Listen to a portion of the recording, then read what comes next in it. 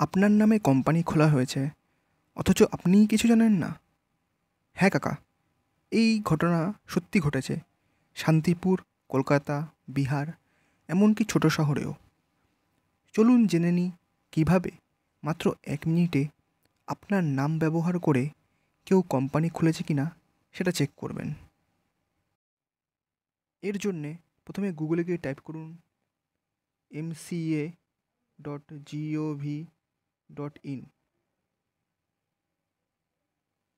এরপর একটি পেজ খুলবে।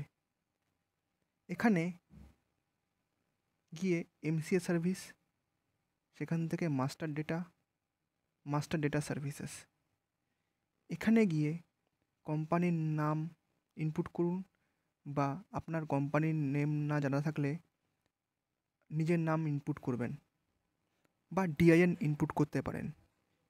ডিআইএন মানে ডিরেক্টর আইডেন্টিফিকেশান নাম্বার। এটা ভারতের এমসিএ থেকে প্রত্যেক কোম্পানি ডিরেক্টরকে দেওয়া হয়। কিন্তু আপনার যদি সেটা না থাকে সমস্যা নেই, শুধু আপনি নাম ইনপুট করলেই দেখতে পারবেন। যেমন দেখাচ্ছি আমি আপনাকে।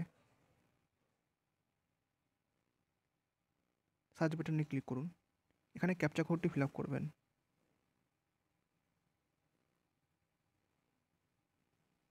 সাবমিট।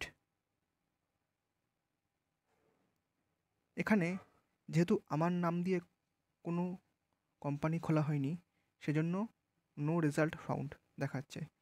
যদি কোনো কোম্পানি খোলা থাকে তাহলে এখানে সব ডিটেলস চলে আসবে। আপনার নাম ব্যবহার করে কোম্পানি খুলে ফেললে বড় বিপদ হতে পারে।